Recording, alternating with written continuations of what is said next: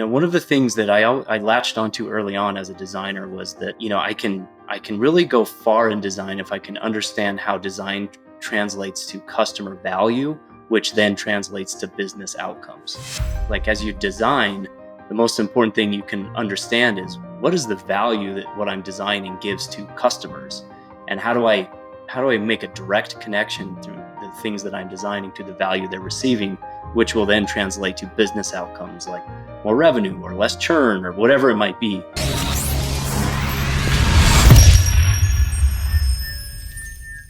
Hey, what's up, agency owners? Jason Swenk here with another episode of the Smart Agency Masterclass. And I have Steve on, who's going to talk about building better relationships. I see so many agency owners, they think, hey, I just need to get this client.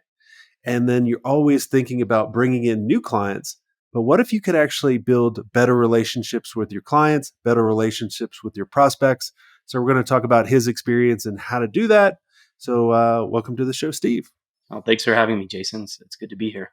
Yeah, tell us who you are, what you do. So I'm Steve. I'm CEO of a CRM company called Copper, which has been around since 2015. That helps agencies and other relationship driven businesses, track their clients from the moment they're interested until delivering projects and creating repeat customers. And so, based out of Salt Lake City, started my career as a designer, actually graphic designer, using InDesign to build yearbooks for elementary schools. That was my Oh, first wow. design Very cool. job out of college. Yeah, so that was fun. That's cool. And so where'd you go after you designed your yearbooks? I went to another agency where we did digital product development. We were embedded in companies like Facebook and Intuit, where we designed features and products and augmented teams, and then we built some startup apps and things like that, and eventually led to joining some companies and doing design there and product management, and got me to where I am today. And so how'd you move up the ranks from design? That's pretty Yeah, interesting. I get asked that a lot. One of the things that I latched onto early on as a designer was that I can really go far in design if I can understand how design translates to customer value, which then translates to business outcomes, right? Like as you design, the most important thing you can understand is what is the value that what I'm designing gives to customers, and how do I make a direct connection through the things that I'm designing to the value they're receiving, which will then translate to business outcomes like more revenue or less churn or whatever it might be. And so I think that served me well, which led me from design to product management, and then leading design and product management teams. And that actually translates pretty well to the CEO role, like understanding, the impact we're trying to have on customers and creating a vision and roadmap for that. So that was the journey. Yeah, I saw a video of someone asking a question to Steve Jobs earlier this week. And that really resonated with me because it was a techie that asked Steve Jobs a question. And he basically kind of set it up where he's like, hey, you're brilliant. And then like Steve is like, okay, but, and then he started talking about why have you not done many innovations? And this was before the iPhone, before the iPad and some of the technologies. And he said, well, that's a great question. He goes, and that's, you're right and you're wrong, but you're leading with, you think we should lead the technology. I wanted to lead and think about the end consumer Mm. and kind of work our way back. And then like a month later, the iPhone came out. So it was really pretty funny that this techie like stuck his foot in his mouth. But I always believed you design for the end use, and you don't try to design around the clunky technology, right? I totally agree. I mean, if you got to understand what the customer's needs are, and if you miss that, you may design something super cool, but nobody cares about it or is going to use it, right? Exactly. Yeah. Also, the other interesting thing, because I think this would help out some agency owners. One of the things that I feared was I took a really good designer and like they wanted to go to a different trajectory, right? They wanted to get into project management, kind of like you. So you take your best designer and you make them a project manager, which they're going to be kind of half-ass at it.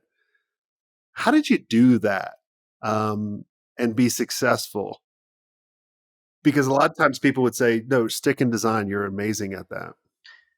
Yeah, it's a really good question, and it just depends on the person, obviously. But what I've tried to do throughout my career, especially as I became a manager and a design leader, was enable design to be part of the strategic conversation. And so, a lot of companies, you've got to become a product manager or some other role to have a bigger influence on what's going on, right?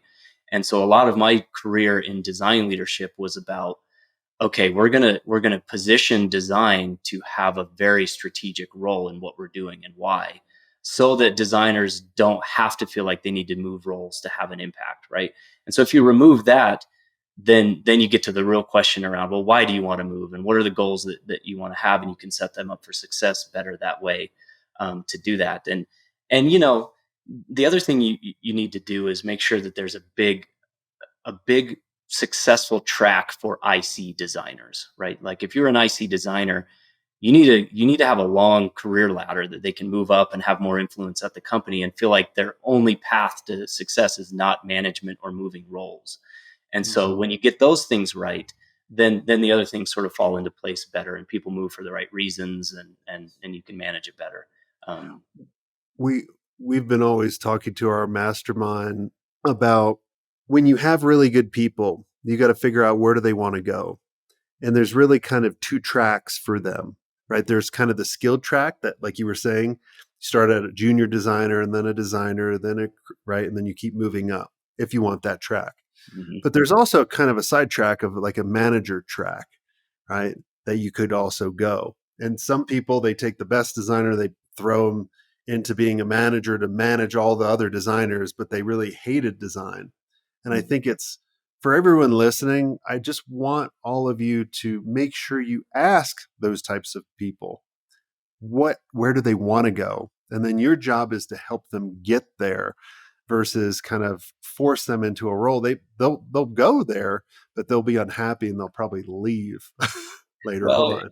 I totally agree, but there's all and not but and sometimes people think they need to go somewhere to do a certain thing, but they really don't. And so how do you make sure that all the right details are exposed so that you set them up for success? For example, IC designers might think my only way to have more influence and to be more strategic is to be a manager. And that, to me, that means there's something wrong with the way the company operates, because you want to have your best IC, the best craft folks participating strategically, and you have to set them up that way so that they're exposed to the right conversations and the right strategy and all of that. So you got to get design right at a company to set them up for success, for sure. All right, so let's kind of switch focus a little bit. Let's talk about kind of best practices for agencies wanting to build better relationships with their prospects, better relationships with their clients so they can actually grow their account. Obviously, you've been in the CRM business for a while, and and literally yesterday on one of our mastermind calls, we had a $4 million agency that hasn't been using a CRM, and we were like, oh my god, I can't wait till you grow up. Like we were like, how did you get to this point without it? But they were asking a lot of questions like kind of what's best practices. So what have you found being the best practices for a CRM? Yeah, I think a CRM is about every touch point. Like the best CRMs can help you track all the touch points and become expert relationship builders at every touch point of the journey, right? From a moment a potential client reaches out and is interested, through like sales and pitch delivery and all of that, through closing the deal, through delivering the project, even all the way through getting feedback and creating a repeat customer. And so what we aim to do, and what I think the best CRMs can do, is help you with every touch point. A lot of times CRMs are just sales. Help me close a deal with someone. But what we feel like CRM should be is post deal closing. You're delivering a project, which is a huge part of the relationship, all the way through creating repeat customers and repeat projects. And so I think best practices are to have a CRM that can do all of that in one place, so you can keep track of all the interactions, all the documents, all the tasks, and then to try to automate a lot of that, right? How can you automate sort of relationship building at scale so that at certain stages of the project you need to deliver these tasks, or at certain stages of the deal you need to deliver these types of proposals or pricing or whatever it might be. And so, a CRM can really help you automate and keep track of all the touch points across the customer journey so that you can come across like an expert and come across like you are, you really care about the relationship, which you do obviously, but a CRM can help you do that at scale. And that's what I think the best CRMs can do for you. Where do you feel that people are kind of falling off and not using a CRM the right way? You know, and I think you kind of alluded to it a little bit of, I mean, even in the sales part, right? Like some people just go, oh, I'll just put people in here, and they really don't have their deal structure. Like I believe a CRM should be broken out in a number of different pipelines, right? So we have two different types of masterminds, one for people trying to get over the 7-figure mark, and one that are already over the 7-figure mark trying to get to the 9-figure mark, right? So we have two different pipelines there, or we have pipelines for people sponsoring the podcast or whatever it is. Where do you feel that people are not, what's the one something easy where most people are not using it the right way? Well, I think there's a couple things I'll say. One, the first problem with CRM is the data integrity. Like, do you have the right data about customers in the system? Because a CRM is only as good as the data that's in there, right? And so if you have a CRM where you have to constantly update or copy and paste emails into it or documents, you're not going to use it. It's just going to fall by the wayside because that's just extra work that you might have a burst of energy in the beginning and do it, but over time it's gonna drop off. And so what we've done is automate that. Like, we're integrated into Google Workspace so that you can, when you email someone or schedule a calendar event or have a document, it automatically gets pulled in there. If a title changes on LinkedIn, it automatically gets pulled in. So we try to automate that data entry and interaction capturing for you because it's a big part. Like, if you got to do that, it's going to fall off. And then the second thing, like you said, is just setting it up to work for you. Like, a lot of CRMs are really hard to customize and set up a pipeline. And I agree with you that most companies need different pipelines for different workflows, whether it be a certain type of customer or, post sales or pre sale, whatever it might be. It's got to be super easy to set up and customize because you can do a ton of upfront work trying to get it right. But as soon as you put real data in there and as soon as you start messing with it, you're going to want to customize it and it's going to change. And so it's got to be hyper easy to tweak as you go to make it fit your needs. Awesome. Well, this has been very, very helpful, I think, to a lot of people. Tell us a little bit more about your guys' CRM and where people can go in order to kind of check it out and try it out. Yeah, so it's Copper CRM. We kind of reset the focus of our company over the last little while to focus on relationship intensive businesses, agencies being one of the most successful industries that use Copper.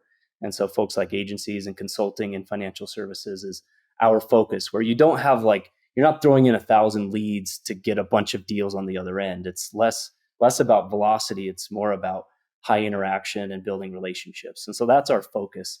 And we're really hoping to, do a good job for those types of industries. Well, one of the things you were telling me kind of the pre-show that I thought was really interesting, because I haven't seen anyone else do this, is really have a CRM also be your project management system as well, which I really think that's really pretty clever. Yeah, I mean, that is such a big part of the relationship, right? Like, you almost cut the relationship in half if you're not tracking the delivery of the project or service or whatever it might be. And so to us, for those industries that I spoke about, agencies being one of them, tying together a pre-sales and post-sales workflow and relationship is like a no-brainer, and it makes so much sense to do that in one tool. So we're really excited about that. We feel like it's unique to Copper and can help in a lot of ways. Yeah, I think so too.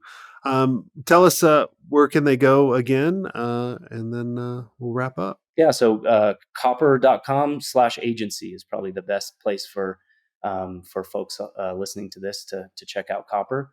There's details on you could sign up for a trial and check it out, or just read about what we do, and that's probably the best place to check us out. Perfect. Well, thanks so much, Steve, for coming on and sharing your journey and about your company. So everyone, go check out Copper. And until next time, have a swank day. I hope you enjoyed this content. If you want more content like this, make sure you click on the link on the screen or check out your most popular podcast platform where the full episode is there. And until next time, have a swank day. What are you doing? Go check it out. Click on the link. I'll see you soon.